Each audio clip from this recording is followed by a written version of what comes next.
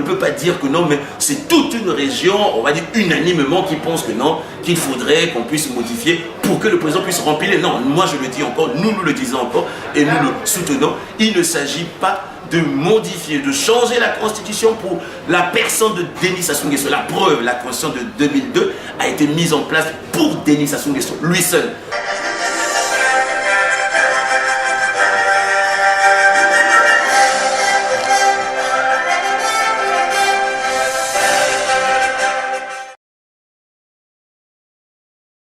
Nous posons que le problème a été mal posé par le ministre Mabiala. Et nous l'assumons, nous le disons encore ici à la place de Paris. Pourquoi nous le disons? Parce qu'on ne peut pas modifier la constitution uniquement pour la personne de Denis Sassou Nguesso. Non, c'est faire une erreur. Mais c'est même l'erreur à ne pas faire. On ne peut pas aujourd'hui modifier la constitution ou changer la constitution pour Denis Sassou Nguesso, pour le permettre de se représenter. Non. Mais dans la Constitution, les sages n'ont aucun pouvoir.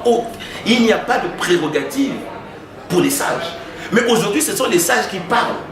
Mais ils parlent, mais ils n'ont pas de prérogative. Alors que l'évolution de la société fait qu'on veut quand même entendre la voix de, on va mettre entre guillemets, des sages. Donc, nécessairement, il y a une évolution de la société que notre Constitution n'a pas pu encadrer. Les acteurs politiques de la RDC n'ont pas pris la mesure de leur diatribe contre le Congo. Nous avons vu des députés injurier, je dis bien, on a la télévision, oui, tenir des propos, on va dire, malveillants à l'endroit du président de la République du Congo. Le drapeau du Congo a été brûlé. Attendez quand même. Est-ce que les députés ont siégé? On a même vu des gens dire que, bon, écoutez, il faut rompre les relations diplomatiques, il faut rappeler l'ambassadeur. Il n'y a pas eu de retenue de leur côté. Alors que le phénomène Koulouna, c'est un phénomène qui n'est pas né au Congo, mais qui est né à Kinshasa. Et même nous avons vu, quand on traquait les Koulouna, on appelait ça le phénomène Likofi.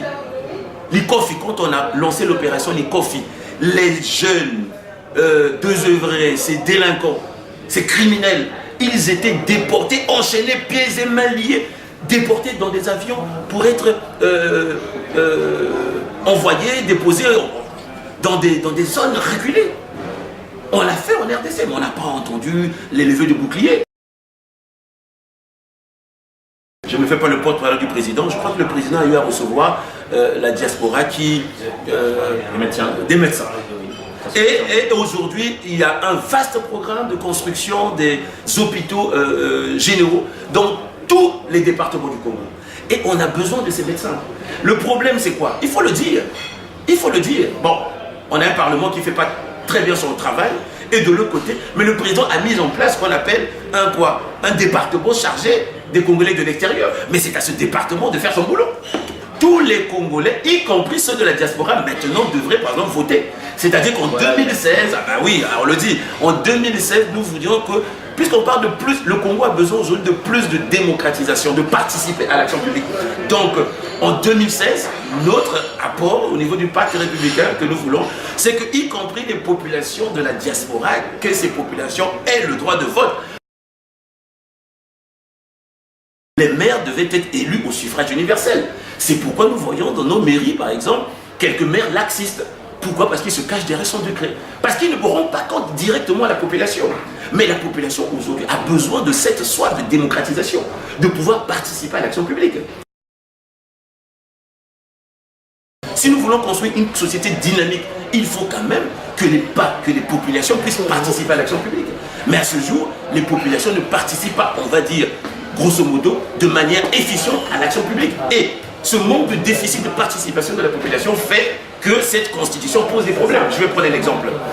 Nous avons des investissements colossaux qui se déroulent actuellement dans notre pays.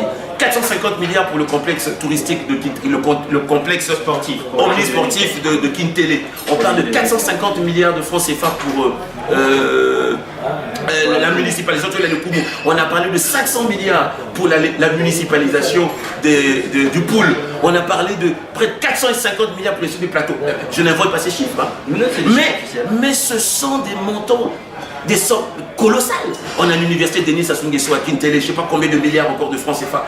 Mais toute cette masse d'argent, on va dire astronomique, n'est gérée que par un ministère sectoriel, la délégation générale des grands travaux, qui ne rend compte qu'au président de la République. je crois, et je le dis sans langue de bois, nous l'avons dit, hein, que le président devrait changer tout son gouvernement.